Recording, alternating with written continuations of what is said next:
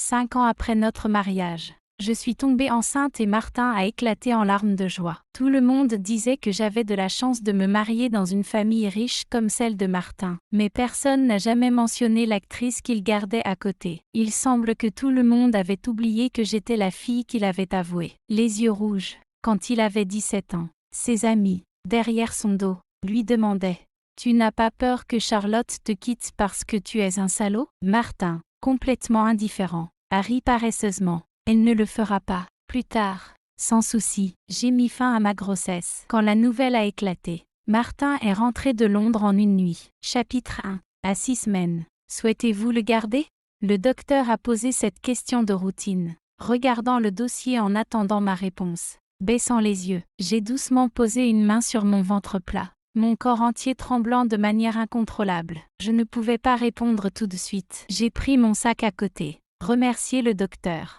Et je suis sortie. Quand un cadeau du destin arrive au bon moment, c'est une bénédiction. Mais au mauvais moment, il devient un fardeau. L'arrivée de cet enfant semblait comme une fissure dans le temps, remuant 12 ans d'amour et de ressentiment, me frappant fort avec le vent mordant. Autrefois, Martin avait désiré cet enfant. Maintenant, ce n'était qu'un fardeau. À l'époque, nous étions jeunes et n'avions aucune idée de ce que la vie nous apporterait. Seul Martin, à 18 ans, se tenait grand, le dos droit, brillant sous les rayons de soleil qui traversaient les fissures. Je l'ai regardé en levant la tête, demandant « À quoi penses-tu » En étant si pensif, il a baissé les yeux, ses épais cils tremblants. « Mon souhait. » « Quel souhait » Il a exagérément soupiré. « Charlotte, j'ai seulement un souhait dans ma vie entière. Et vous ne vous en souvenez pas ? Impossible. Personne n'a qu'un seul vœu pour toute sa vie.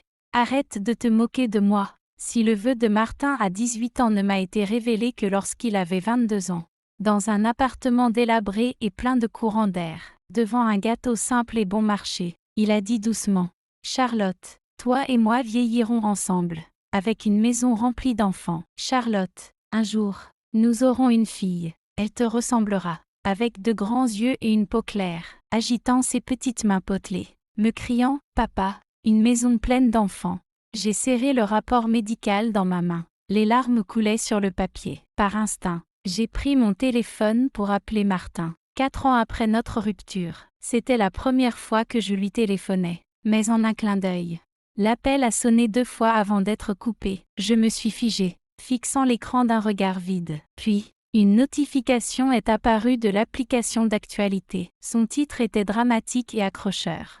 Patricia aperçut dans une résidence fermée avec un riche petit ami, s'attendant de manière intime, essayant de balayer l'inconfort dans ma poitrine. J'ai cliqué sur l'article avec des mains tremblantes. Patricia n'oserait pas publier quoi que ce soit sur Martin sur les plateformes publiques. S'il y avait quelque chose, cela n'apparaîtrait que discrètement en arrière-plan. Les médias n'oseraient pas non plus afficher le visage complet de Martin. Dans les photos, le visage de Patricia était clair. Mais l'homme n'était montré que de dos. Personne ne pourrait mieux reconnaître la silhouette de Martin que moi. Plus révélateur encore était la main de la photo. Sa main gauche, où il portait encore une bague à l'annulaire. Comparée à ses vêtements méticuleusement choisis et haut de gamme, cette bague semblait simple et bon marché, à peine digne d'intérêt. Pourtant, c'était cette bague, simple et quelconque, que j'avais économisée pendant 6 mois de mon premier emploi pour acheter, même après notre mariage. Lorsque Martin était milliardaire, possédant d'innombrables sociétés, nous avons utilisé ces alliances pour déclarer nos vœux. Martin, acceptes-tu de prendre Charlotte pour épouse? De la chérir dans la richesse comme dans la pauvreté, en bonne santé comme dans la maladie? D'être loyal et aimant jusqu'à ce que la mort vous sépare? Je le veux, assise sur la chaise en métal froid à l'extérieur du bureau du médecin. Je lâchais un rire amer, sans pouvoir arrêter la douleur écrasante dans mon cœur. Comme c'était ridicule, j'avais réellement hésité, même si ce n'était qu'un instant. À propos de garder cet enfant inattendu, j'ai déverrouillé mon téléphone et envoyé un message à Martin. Reviens à la maison quand tu auras du temps libre. J'ai quelque chose à discuter. Inattendu, il a répondu immédiatement. Je suis très occupé ces derniers temps. Contacte ma secrétaire si c'est urgent. Chapitre 2. Au fil des années, l'entreprise de Martin a connu une croissance exponentielle, ses actifs s'étendant sur de nombreuses entreprises.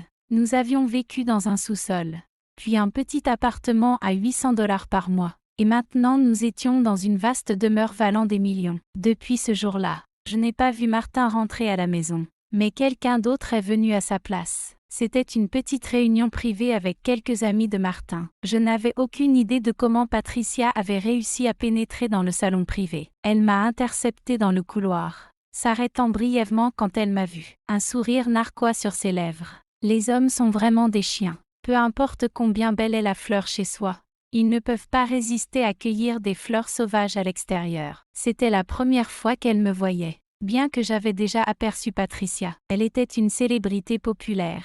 Son image affichée partout en ville. Avant que je ne puisse répondre, une voix sarcastique retentit derrière moi. Tu en as conscience, sachant que tu es juste la fleur sauvage à l'extérieur. Le visage de Patricia s'assombrit en réalisant que ces mots imprudents s'étaient retournés contre elle. Me retournant, je vis qu'il s'agissait d'Ethan, ami d'enfance de Martin et maintenant son partenaire d'affaires. Je fis à Ethan un sourire poli. Ce n'était pas la première tentative de Patricia pour me provoquer. Il y a 2 ans, elle avait appelé une fois alors que j'avais répondu au téléphone. Elle demanda avec arrogance: « Martin, vas-tu divorcer de ta femme pour m'épouser ?»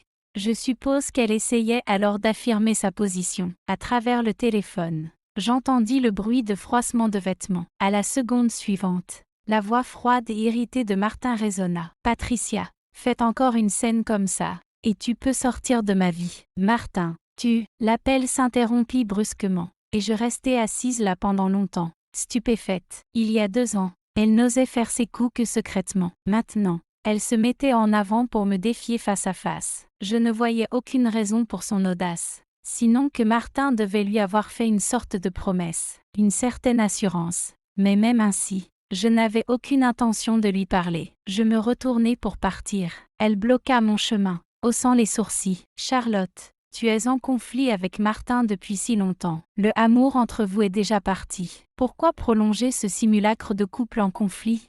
Pourquoi ne pas le laisser partir pour que l'amour puisse prospérer ?» Je ris froidement, articulant chaque mot. « L'amour vrai ?» Elle croisa les bras avec arrogance. « Oui, Martin et moi sommes réellement amoureux. Dans l'amour, la personne qui n'est pas aimée devrait s'effacer. Donc, Charlotte, c'est toi qui devrais te retirer. » Je la fixai du regard, laissant tomber toutes les convenances. « Tu te sais être la maîtresse. Et au lieu d'en avoir honte, tu l'affiches. Martin et moi sommes mariés. Peu importe ce qui se passe entre nous, même si nous restons enchevêtrés dans ce chaos pour toujours. Ce n'est pas à toi d'intervenir, en te tenant là, exigeant que je parte. Qui penses-tu être ?» Elle hésita, reculant légèrement, sa main se posant sur son abdomen tandis qu'elle haussait la voix. « Parce que je porte son enfant. » Mon regard se posa instinctivement sur son ventre, et ses paroles résonnaient dans mon esprit, laissant une empreinte lancinante. Enceinte? Un enfant? Ma vision vacillait. Le monde autour de moi tournait. Remarquant ma réaction, elle esquissa un sourire narquois, relevant les sourcils. « Tu es marié avec lui depuis tant d'années sans enfant. Je porte son premier enfant. Penses-tu qu'il m'épousera pour le bien de notre bébé ?» Je ris soudainement, trouvant la situation devant moi incroyablement vide, dépourvue de sens. Mon corps devenait flasque. Mes mains et mes pieds s'engourdissaient. À ce moment-là, Ethan tendit la main pour me stabiliser. « Tout va bien ?» Je forçai un sourire. « As-tu entendu ça?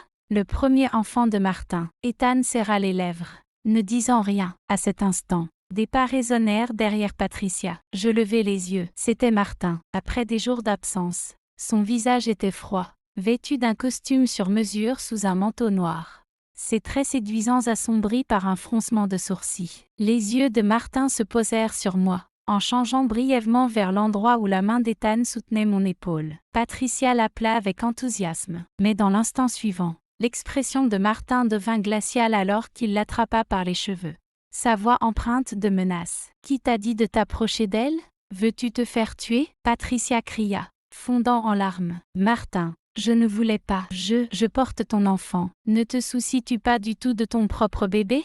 Le regard de Martin s'assombrit encore plus alors qu'il ricanait. « Tu es sûr que c'est le mien ?» Il la lâcha avec un coup violent. « Sors d'ici !» Patricia se tenait la tête, trop effrayée pour le regarder, se précipitant pour partir, là où elle était partie. Le couloir désert n'accueillait plus que nous trois, le silence s'étendant entre nous. Martin inclina la tête, regardant Ethan. « Ethan, tu aimes Charlotte ?» Le visage d'Ethan devint rouge pivoine. Bafouillant. De quoi parles-tu? Martin ignora ses dénégations. Son regard sombre fixé sur moi alors qu'il parlait à Ethan. Même si c'était le cas. Peu importe. Charlotte est ma femme. Elle ne sera jamais qu'avec moi. Sur ces mots, Martin tourna les talons et partit. Je regardais le message qu'Ethan m'avait envoyé. Ce connard n'a cette confiance que parce qu'il sait que tu l'aimes. Ethan était connu pour être un playboy, sans intention de s'installer. Comme il l'avait une fois expliqué, il valorisait trop sa liberté pour être enchaîné. Même quelqu'un comme Ethan pense que tu es un con. Alors, Martin, comment peux-tu être si sûr que je t'aimerai toujours? Chapitre 3. Dans notre jeunesse, qui aurait pu penser qu'un amour si accaparant pourrait se transformer en mépris? Des mots tranchants et des silences amers? Martin, à 17 ans, avait tout, l'intelligence, la richesse familiale, le bon physique, un cœur bienveillant. Il était la présence la plus éclatante à Uanaï. À cette époque, je ne comprenais pas pourquoi, dans une foule pleine d'enthousiasme, je ne voyais que lui. Plus tard, je me suis rendu compte que quand quelqu'un devient ton monde entier, ton regard ne peut se porter ailleurs. Et la jeune Charlotte était tout aussi passionnée et audacieuse. Personne ne croirait que Martin pourrait m'aimer. Mais à travers d'innombrables printemps et étés, il est resté à mes côtés. Il n'a jamais esquivé, jamais effrayé par les réprimandes de l'enseignant, déclarant ouvertement ses intentions. Et alors si je t'aime, Charlotte, qu'est-ce que ça pourrait lui faire? Punis-moi si tu veux. Mais elle ne sait de rien. Une romance de jeunesse? Non. Non, c'était juste un béguin à sens unique. J'essaie toujours de la gagner. Je me souviens de la joie que j'ai ressentie, retenant à peine un sourire en levant les yeux vers lui, tirant discrètement sur sa manche. Martin, calme-toi et concentre-toi sur tes études. Vêtu de sa veste noire, il s'appuyait nonchalamment, ses mèches de cheveux balayant ses yeux étroits, un sourcil relevé. Je ne peux pas faire ça. Ethan m'a dit qu'il y avait un tas de gars à l'école qui t'observaient. Je dois les faire reculer. Quelle audace il avait, debout devant la classe, tenant nonchalamment un morceau de craie. Il résolut un problème de maths complexe comme si c'était un jeu d'enfant. Et pendant qu'il expliquait, la classe éclata en viva. Martin tourna la tête pour me regarder. Un faible sourire à peine visible sous le coucher de soleil chaud qui filtrait par la porte. J'ai soulevé mon livre pour cacher mon visage. Mes joues se réchauffaient derrière les pages remplies d'encre. À l'époque, le vent de printemps transportait toute cette tendresse, goûtant au secret parfumé de la prune d'une jeune fille. Brushing past the boy's white shirt, cette tenue scolaire, capturant la brise, enveloppait une entière époque de jeunesse. À l'époque, tout le monde nous enviait, disant que nous étions faits l'un pour l'autre et que ça durerait éternellement. L'année où nous avons passé les examens d'entrée à l'université, nous avons tous deux été admis dans la même université, bien que dans différents programmes. La première fois que Martin m'a attendu après les cours, mon compagnon de chambre, Roma, m'a vigoureusement secoué le bras. Charlotte, il y a un gars super canon dehors qui te cherche. J'ai entendu dire qu'il est en informatique. Il s'appelle Martin. J'ai jeté un coup d'œil par la fenêtre et j'ai vu Martin appuyé contre la balustrade. Il sortait du lot comme une grue parmi les poulets dans la foule animée. Je me suis souri à moi-même. Dites-le-moi silencieusement. Je le connais, Martin, à l'université. Il me gâtait jusqu'à ce que je sois irrémédiablement choyée. Si je mentionnais une envie tard dans la nuit, il m'attendait avec chaud à la porte de ma résidence le lendemain matin. À cette époque, nous étions comme bon nombre d'autres couples, accrochés l'un à l'autre, passionnés, alors qu'il se penchait pour un baiser. Je boudais et disais, « Tu continues à me distraire. Je ne peux pas bien étudier. Si je rate ce semestre, ne t'attends pas à me voir. » Martin se mit à rire doucement. « Je suis désolé. Que dirais-tu d'aller à la bibliothèque ? Tu étudies, et je resterai silencieux. » À cette époque, notre ami Romain nous décrivait comme un couple immature, ceux qui étaient secrètement enviés. Chapitre 4. En 3e année universitaire, le père de Martin décéda, révélant une entreprise sous le poids de dettes, et sa mère, incapable de supporter la pression des créanciers, s'est donné la mort, du jour au lendemain. Martin, autrefois l'enfant doré, fut abattu pendant près d'un mois. Je ne l'ai pas vu, puis un jour, il émergea enfin. Il avait l'air hagard, les épaules voûtées. La première chose qu'il a dite fut « Tu devrais partir. Je ne t'entraînerai pas dans ma chute. » Je serrai les dents, le fixant du regard. « Qu'est-ce que tu penses que j'aime en toi? Est-ce ton argent ou ton milieu familial? » Martin, enfoiré, des larmes coulaient sur mes joues, les unes après les autres.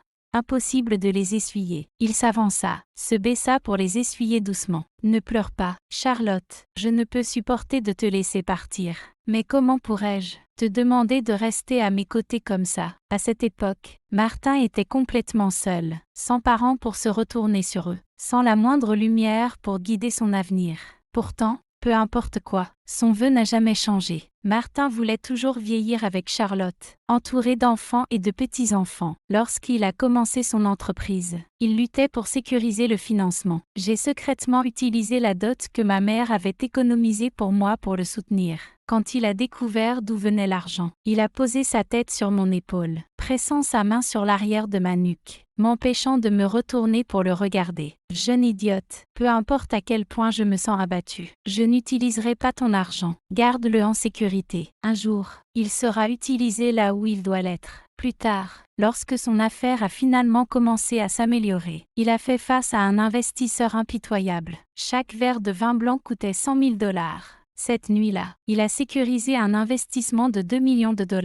Mais il s'est retrouvé avec un ulcère à l'estomac et a atterri à l'hôpital. À ces moments-là, il travaillait souvent tard dans la nuit. Parfois, quand son estomac souffrait d'épuisement, il venait dans la chambre, pressant son visage froid dans ma main. Doucement, presque enfantinement, il appelait « Charlotte ». J'étais une dormeuse profonde, mais je me réveillais toujours dès qu'il prononçait mon nom. Quand il était complètement épuisé, il reposait sa tête sur ma poitrine, les yeux fermés, prenant un bref répit. À cette époque, je caressais doucement son estomac, tapotant l'arrière de sa tête, faisant glisser ma main sur les cheveux courts, noirs que j'aimais. Il disait « Charlotte, tu ne le regretteras jamais d'être avec moi ». Plus tard, sur une montagne enneigée, les vents violents sont devenus son orchestre. À Saint-Tropez, Baie de Neppe, les vagues immenses servaient de voile. La demande en mariage de Martin faisait la une des journaux, et d'innombrables personnes fouillaient Internet pour découvrir chaque détail. « Charlotte, veux-tu m'épouser ?» Comment ai-je répondu? Je me souviens maintenant. Mes yeux le remplissaient, ma main couvrant ma bouche. Le bonheur débordait de m'ekphasisip. La logique s'effondrait, et la dévotion se transformait en un feu ardent. Ma réponse était sincère et révérencieuse. Je le veux, Martin, je t'aime tellement. Chapitre 5. Je me demandais souvent, regrette-je mon choix? Même avec une fin comme celle-ci pour l'histoire, je pense que je ne regrette pas d'avoir aimé. Ces 12 années ont pu laisser une marque imprudente sur ma jeunesse. Mais c'était le chapitre le plus courageux de ma vie. Le destin peut être cruel, mais il est aussi bienveillant. Bienveillant en ce sens que, tant que vous avancez, il vous offrira toujours un chemin. Je n'ai jamais cherché à revoir Patricia. Pourtant Martin l'avait placée si haut qu'elle semblait imprégner ma vie, son visage apparaissant partout où je regardais, en faisant défiler mes contacts pour trouver mon obstétricien. Les mises à jour de Patricia inondaient mon écran. Une était un autoportrait dans un théâtre. Une autre était un manoir scintillant orné de rangées de bijoux et de sacs de designer non ouverts. La légende disait « Excuse acceptée, la princesse vous pardonne ». Il était clair que quelqu'un avait loué le théâtre pour elle. Les bijoux et les sacs, ils valaient au moins 20 millions de $. J'ai éteint mon téléphone sans montrer la moindre émotion. Mon cœur était vide, rien ne m'agitait plus. Juste à ce moment-là, j'entendis un bruit à l'entrée. J'ai levé les yeux. Martin était là, posant son manteau sur son bras en se penchant pour enlever ses chaussures. Sentant mon regard, il a regardé en haut. Son expression était légère comme s'il rentrait chez lui après une journée de travail, accueillant sa femme chaleureusement, toujours éveillé. Son ton était détendu, comme s'il venait de terminer une longue journée et prenait de mes nouvelles. Je levai les yeux vers lui et souris. « Es-tu allé au cinéma avec Patricia ?» Ses mouvements se figèrent. Il me regarda avec surprise, comme si ma question le choquait. Je suppose que c'était logique. C'était la première fois que je mentionnais Patricia devant nous deux. Après une brève pause, il alluma une cigarette posée sur la table. Il l'a allumée avec un éclair de son briquet argenté, s'adossant contre le canapé. Il expira, la lueur rouge de la cigarette éclairant ses yeux fatigués. Il plissa légèrement les yeux, demandant « Est-ce que cela t'importe ?» Je jetai un coup d'œil à la cigarette entre ses doigts. Instinctivement, je posai ma main sur mon ventre avant de la redescendre lentement. Quand cela m'importait. « As-tu » j'ai demandé, presque amusé. Il devrait savoir. Je faisais référence à ce qui s'était passé il y a 4 ans, le début de notre mariage brisé. À l'époque, Patricia n'était personne, à peine adolescente, brillante et jolie. C'était l'âge de la beauté. Elle le regardait avec de grands yeux brillants, l'appelant Monsieur Fou. J'étais si sûre de moi à l'époque, assez sûre pour croire que tant que Martin restait fidèle,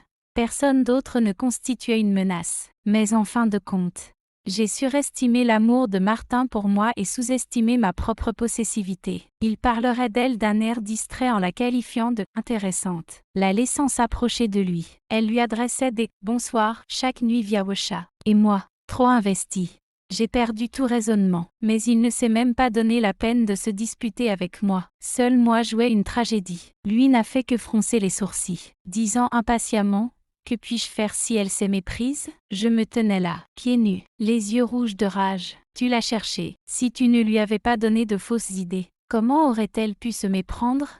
Si tu ne lui avais pas donné d'espoir, pourquoi aurait-elle essayé de se suicider pour toi, s'il n'avait rien ressenti pour elle? D'où lui venait la confiance pour me défier? Il me regarda, sa voix plate et froide. Charlotte, tu te comportes comme une folle. À ce moment-là, on aurait dit que nous étions passés de l'amour à la haine. Je me suis sortie de ce souvenir, rompant le long silence qui emplissait le salon vide. Ma voix était stable. Martin, divorçons. À ce moment-là, sa cigarette a brûlé jusqu'au filtre. Il ne l'a pas lâchée à temps et il a grimacé quand il s'est brûlé les doigts. Il l'a éteinte hâtivement. Ce n'est qu'alors qu'il leva les yeux vers moi. Chapitre 6. D'un simple regard. Martin baissa la tête, comme s'il ne supportait plus de me regarder. Il serra le paquet de cigarettes. Le son du froissement remplit le silence. Dans cette pause, qui sait à quelle pensée il pensait?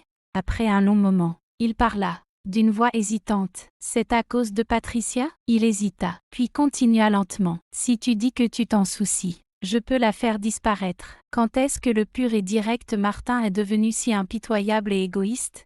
Je l'ai regardé. Elle attend toujours ton enfant. Ce n'est pas mon enfant, il répondit, un sourire moqueur aux lèvres. Tu crois tout ce qu'elle dit, juste parce qu'elle prétend que c'est le mien. C'est le mien? Ma fille pourrait seulement être. Martin, j'ai interrompu calmement. Je ne m'en soucie plus, vraiment, je m'en fiche. Donc, il n'y a pas besoin d'explication. Tout ce que je veux, c'est que tu acceptes le divorce. Sous le dur éclairage, le visage de Martin était aussi pâle que du papier. Un sourire amer traversa son visage. Bien sûr, tu t'en fiches. Toi, Charlotte, tu es devenue aussi froide que de l'eau immobile. Même si je mourais devant toi, tu ne sourirais même pas. Alors, pourquoi tu te préoccupes de quoi que ce soit? Je n'ai plus le désir de me disputer. Le regardant comme on pourrait regarder un enfant gâté, je me suis levée et j'ai parlé calmement. J'espère que tu me donneras une réponse pour le divorce d'ici demain. Dans mon dos, sa voix a semblé brutale et enrouée. Et si je refuse?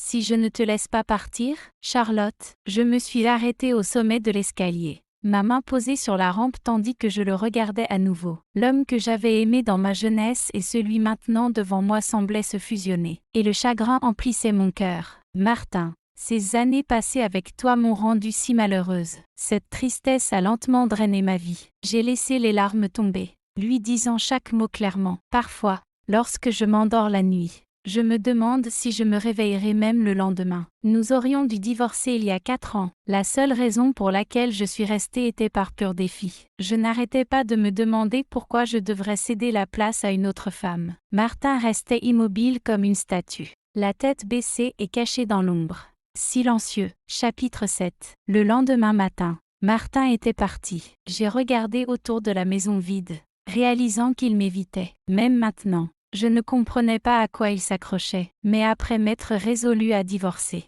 j'ai ressenti une étrange sensation de paix. Le poids oppressif qui m'avait étouffée pendant des années semblait avoir disparu. 3 jours plus tard, il y avait un gala de charité pour le groupe Fou. Jusqu'à ce que le divorce soit finalisé, on attendait toujours de moi que je participe en tant que Madame Fou. La nuit de l'événement, Martin n'était nulle part. Personne ne pouvait le contrôler. Pourtant, à ma grande surprise, j'ai repéré un visage familier parmi les invités. Hésitant, j'ai appelé. Mario, un homme en complet élégant se tenait sous les lumières.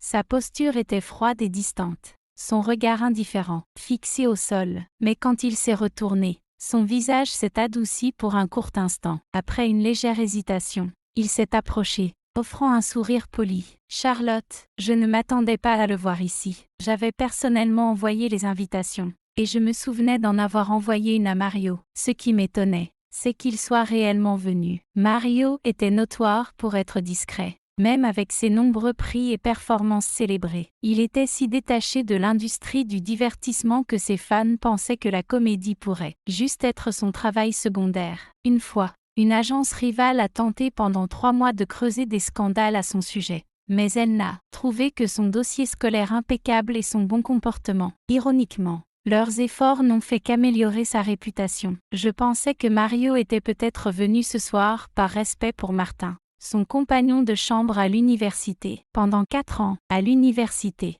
Martin m'amenait parfois à leur dîner dans le dortoir. Et au fil du temps, j'avais appris à connaître Mario. Je me souviens encore de la première fois où Martin m'a présenté à Mario lors d'une de ces réunions. Nous avons tous les deux eu un éclair de reconnaissance car nous nous étions déjà rencontrés 2 fois auparavant, mais pour éviter tout malentendu, je me suis tenue derrière Martin et j'ai cligné de l'œil à Mario. Et il a joué le jeu à la perfection. Il y avait une rumeur à l'université concernant 2 montagnes, un volcan et un iceberg au sein du département d'informatique. Martin, avec sa chaleur ensoleillée, était le volcan, tandis que Mario, frais et réservé, était l'iceberg. Les deux étaient à égalité, tant en intelligence qu'en origine. Souvent comparés par des étrangers, mais ceux qui étaient proches d'eux savaient qu'ils étaient bien plus que de simples amis. Ils étaient des confidents. C'était un choc quand Mario, qui semblait destiné à une carrière académique, s'est lancé à corps perdu dans le monde de l'art dramatique après son diplôme, après l'université.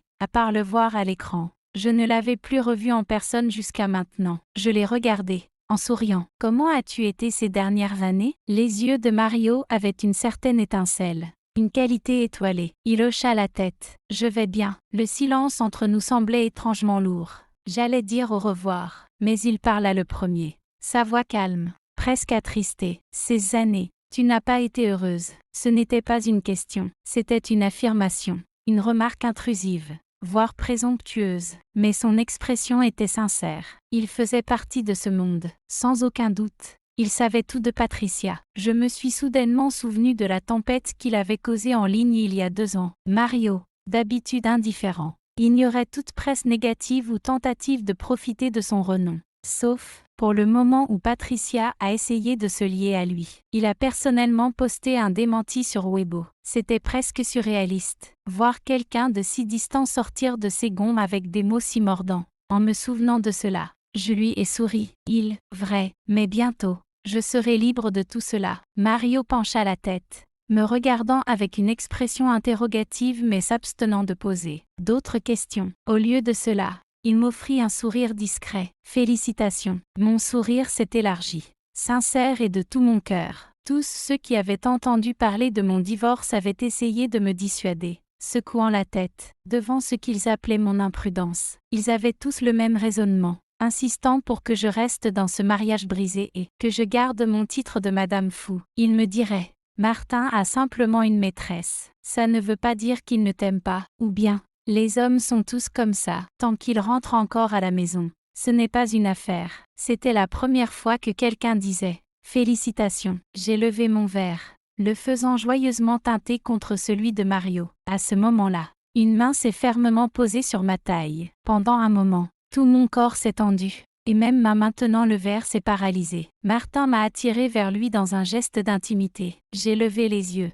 rencontrant ses yeux sombres, dépourvu d'émotion. Ça faisait longtemps. Martin. Mario m'a regardé avant de tendre la main à Martin d'une manière poliment détachée. Martin a reporté son regard sur Mario, un sourire nonchalant jouant sur ses lèvres. Ça fait un moment. Je m'assurerai que quelqu'un s'occupe bien de toi. Charlotte et moi avons des choses à discuter, mais nous devrions nous retrouver bientôt. En l'entendant, je lui ai jeté un coup d'œil furtif, remarquant la tension de sa mâchoire et me demandant ce qu'il pensait. N'ayant plus rien à dire, j'ai hoché la tête à Mario et je suis partie la première. Sans que je le sache, Mario a appelé Martin alors que je m'éloignais. Il a demandé « Autrefois, vous teniez tellement à elle. Je pensais que vous alliez la traiter bien pour toujours. » Martin se tenait là, le visage glacé, un éclair de colère dans son regard, comme s'il voulait dévorer l'homme devant lui. Après une longue pause, il a souri, sa voix nonchalante. « Qu'est-ce que ça peut te faire ?»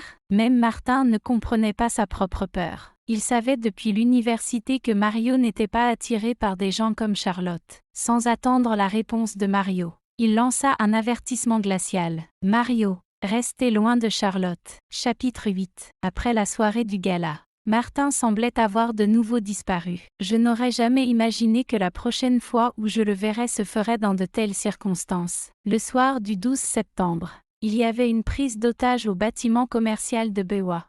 Et j'étais l'une des otages avec un couteau pressé contre mon cou. La scène était un chaos total. Les gens courant pour sauver leur vie. Certains appelaient la police. Mais tous se dirigeaient vers les sorties. Mais je ne pouvais pas me permettre de paniquer. Je forçais mon corps tremblant à rester debout. Bien que je ne puisse pas m'empêcher d'avoir peur. L'assaillant hurlait sauvagement. « Ne vous approchez pas. Sinon je la tue. Faites venir la police. Je veux parler à la police. » Avant l'arrivée de la police, Martin était là. Il devait avoir couru d'un endroit à proximité. Ses cheveux étaient en désordre. Et quand il me vit, son visage devint livide. Martin fit quelques pas en avant, énervant l'assaillant, qui cria « Ne vous approchez pas davantage ?» Il se stabilisa, essayant de réprimer son anxiété, et parla d'une voix calme. « Je ne m'approcherai pas. Vous voulez de l'argent ? Laissez-la partir. Je vous donnerai tout ce que vous voulez. La police ne vous poursuivra pas. Et je peux vous protéger. » L'assaillant cria en réponse. « Je ne veux pas d'argent, je veux justice, je veux parler à la police. » Martin déposa tout ce qu'il avait au sol,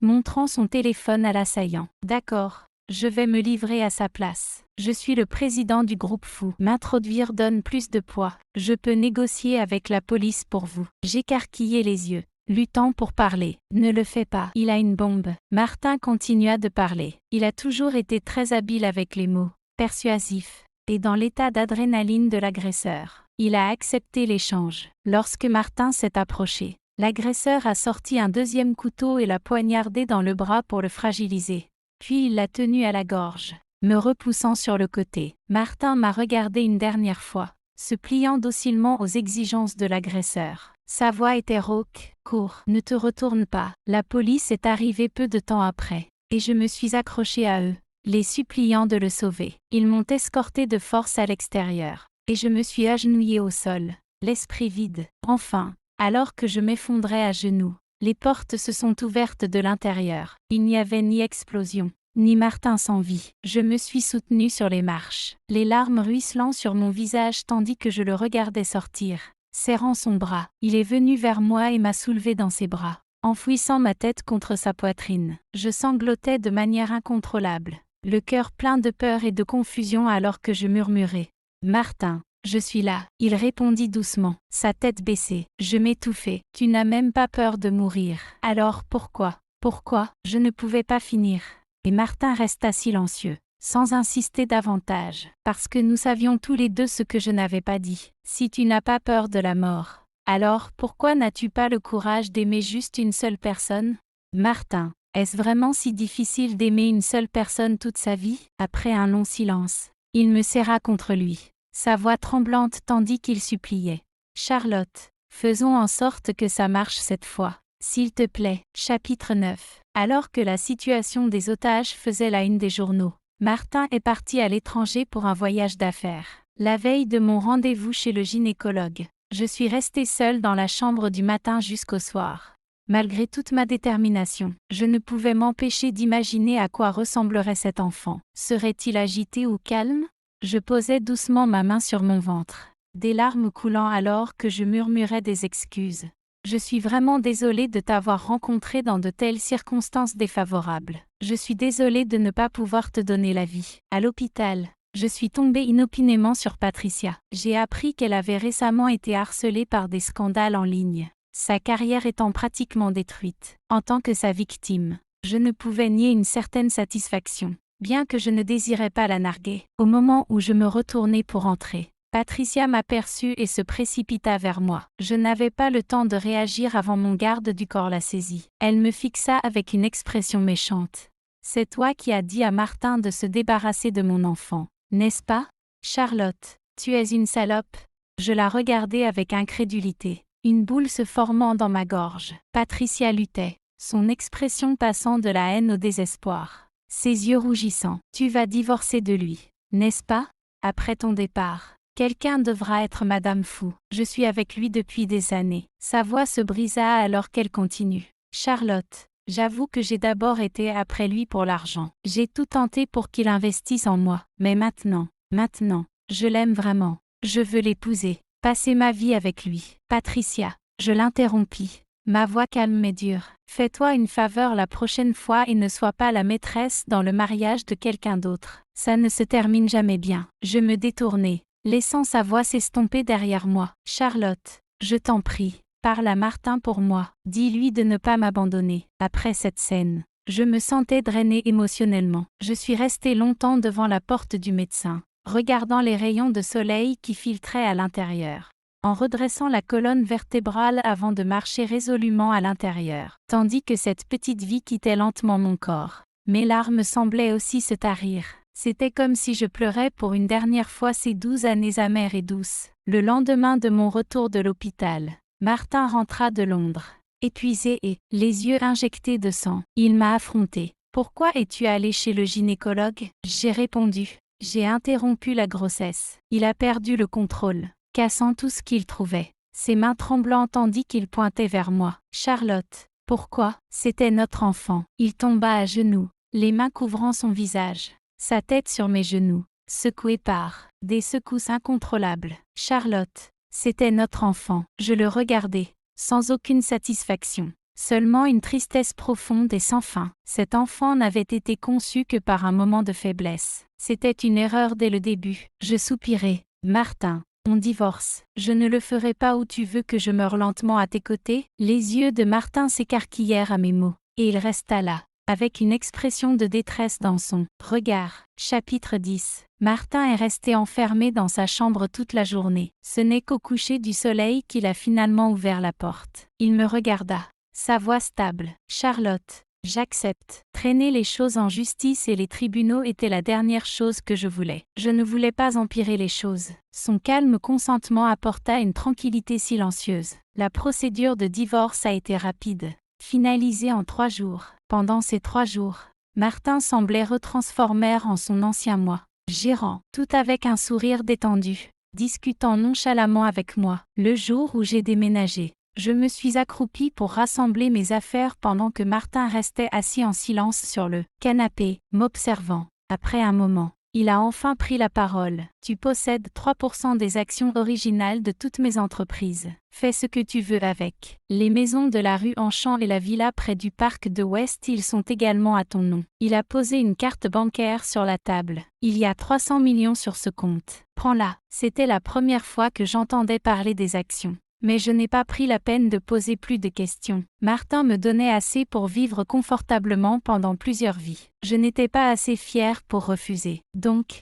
j'ai accepté la carte et tout ce qu'il proposait. Merci. S'appuyant sur le canapé, il m'observait, ses yeux étant la seule partie de lui qui semblait vivante, suivant chacun de mes mouvements. Après environ 10 minutes, il a soudainement reparlé. Charlotte, il se fait tard. Reste une nuit de plus. Je t'emmènerai demain matin. Je l'ai regardé. J'ai souri et secoué la tête. Pas besoin. Ma mère vient me chercher. Il s'est levé brusquement. Ta mère est là?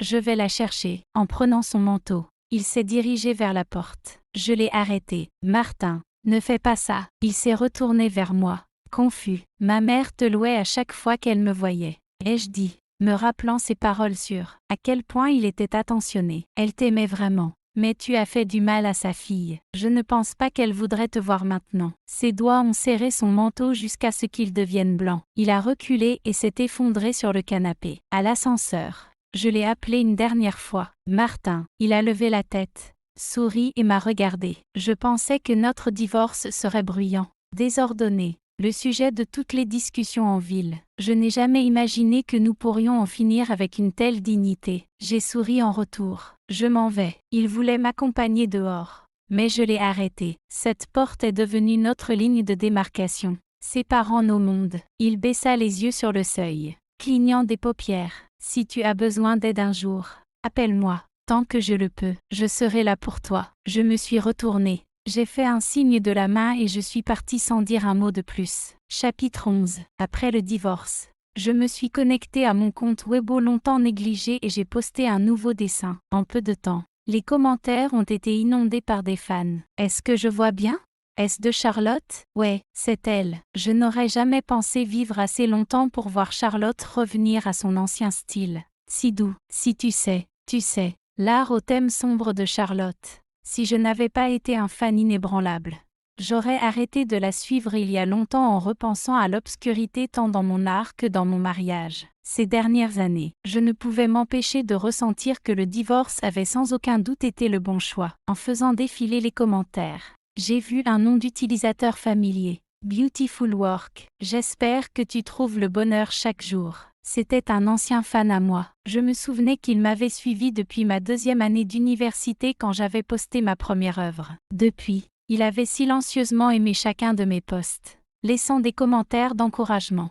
Même sur mes œuvres les plus critiquées, j'ai souri et j'ai répondu « Merci ». C'est étrange, n'est-ce pas? Dans les jours qui suivirent, la personne que je rencontrais sans cesse était Mario. Une fois, il promenait un chien, et je l'ai regardé un moment avant de demander « C'est le chien ?» À ma 2e année d'université, Martin et moi avions trouvé un chiot abandonné à l'extérieur de notre campus et l'avions recueilli pour un examen. Mais ni l'un ni l'autre étions assez patients pour nous en occuper, surtout avec moi occupé à dessiner des mangas. Mario s'était proposé de gérer la situation. Et moi, je pensais qu'il lui trouverait un nouveau foyer, mais il l'a fini par élever. Il sourit, une légère faussette apparaissant. Oui, maintenant elle est âgée, donc je ne la sors pas souvent. Surprise, je me suis accroupie pour la caresser, réalisant combien elle était affectueuse. Tu en as pris bien soin. Elle a même des chiots. Il marqua une pause, me jetant un coup d'œil. Si tu veux, tu pourrais aussi les rencontrer. Ça leur ferait plaisir. J'acquiesçai sans y réfléchir. Bien sûr, peut-être une autre fois. Je n'avais pas l'intention de vraiment rencontrer les chiots. Ça me semblait trop personnel et inapproprié. Mais le lendemain, Mario les amena. Les chiots agitaient leur queue et étaient si câlins qu'il était impossible de résister. C'est plus tard que j'ai appris que les chiens de Mario, comme lui, étaient généralement distants et ne laissaient pas n'importe qui les toucher. Dans le monde des adultes, lire les émotions d'autrui est facile, surtout quand Mario ne cherche pas à les cacher. Finalement, je lui ai dit « Mario, je ne suis pas prête pour une nouvelle relation. Je profite de la vie comme elle est. Et, pour être honnête, j'ai maintenant une peur du mariage. » Il esquissa un sourire. « Charlotte, ne crains rien. Je ne t'ai pas dit que je t'aime pour recevoir une réponse ou pour être avec toi. Je voulais juste que tu saches que, quoi que tu fasses, il y aura toujours quelqu'un irrésistiblement attiré par toi, qui t'admire. Et cela ne changera jamais. Parfois, je me demande comment Mario réussit à combiner une telle douceur avec un tel détachement. » Épilogue. 2 ans plus tard, le studio de Mario annonça son mariage. Et cette nouvelle fit l'effet d'une bombe sur le web. Les fans et les journalistes n'ont pas tardé à assembler des indices désignant comme étant la mariée, l'ex-femme du président du groupe Fou. Certains de ces fans furibonds ont inondé les réseaux sociaux de Mario, le traitant de mari par remplacement et décriant Charlotte pour son passé. Quelques-uns ont même déversé leur colère sur la page officielle du groupe Fou, les forçant à fermer la section des commentaires. Profitant du drame, les journalistes d'affaires ont demandé l'avis de Martin. Martin a fixé la caméra, marquant une longue pause avant de dire « Félicitations ». Mario a tenu une conférence de presse, s'adressant au public avec sincérité. « Si cela n'était pas pour elle, je n'aurais probablement jamais épousé quelqu'un. Alors j'espère que vous vous réjouirez pour moi. Avoir la chance de se marier dans cette vie semble être un cadeau du destin. » Après cela, les internautes se sont calmés. Dans sa carrière,